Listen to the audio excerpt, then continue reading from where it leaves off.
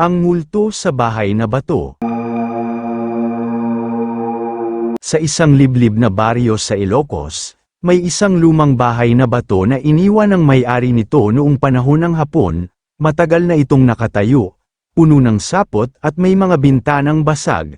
Sa kabila ng takot ng mga taga-baryo, may isang pamilyang ang nang-ahas tumira doon dahil sa murang upa. Ang pamilya ni Mang Ernesto ay binubuo ng kanyang asawang si Aling Marta at 3 anak, sina Miguel, Elsa, at ang bunsong si Anita. Noong una, tila normal ang lahat, ngunit pagsapit ng gabi, nagsimula ang mga kakaibang pangyayari. Isang gabi, habang natutulog si Elsa, nagising siya sa malakas na pagkalabog mula sa itaas ng bahay, parang may naglalakad. Ngunit alam nilang wala namang pangalawang palapag ang bahay. Nagsimula na ring marinig ni Anita ang mahinang paghagulgol ng isang babae tuwing hating gabi.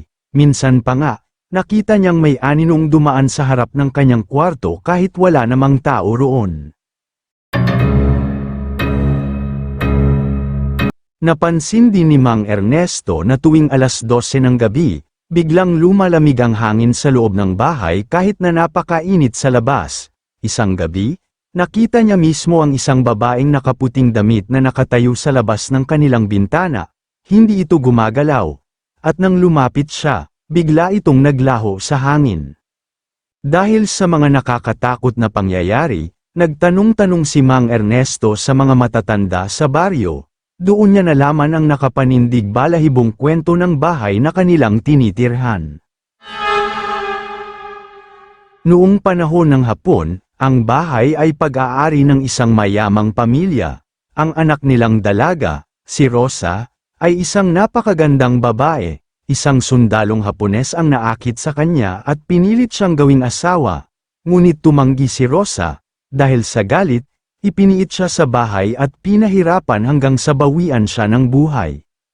Mula noon, maraming umuupa sa bahay na yun ngunit hindi nagtatagal dahil sa mga kababalaghang nagaganap. Marami ang nagsasabing ang kaluluwa ni Rosa ay hindi matahimik at patuloy na nagpapakita upang humingi ng hustisya. Dahil sa takot at awa kay Rosa, nagpasya ang pamilya ni Mang Ernesto na humingi ng tulong sa isang albularyo. Pinuntahan nila ang bahay at nagsagawa ng isang ritual upang bigyang kapayapaan ang kaluluwa ni Rosa. Habang ginagawa ang ritual, isang malamig na tinig ang narinig nilang nagsalita. Salamat. Pagkatapos noon, biglang nawala ang kakaibang lamig sa bahay, at hindi na nila narinig ang mga kaluskos at iyak sa gabi.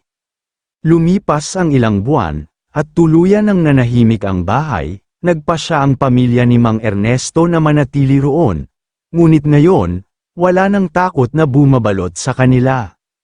Sabi ng mga matatanda, minsan daw ay may nakikita pa rin silang anino ng isang babaeng nakangiti sa bintana ng bahay na bato, na tila nagpapalam, handa nang magpahinga sa wakas. Maraming salamat sa muling pakikinig ng maikling kwento. Kung gusto mo pang makinig ng iba't ibang kwento, bisitahin ang playlist ng mga kwentong kababalaghan sa aking YouTube channel. At huwag kalimutang i-subscribe ang Jonas Mini Vlog para updated ka sa bawat kwento.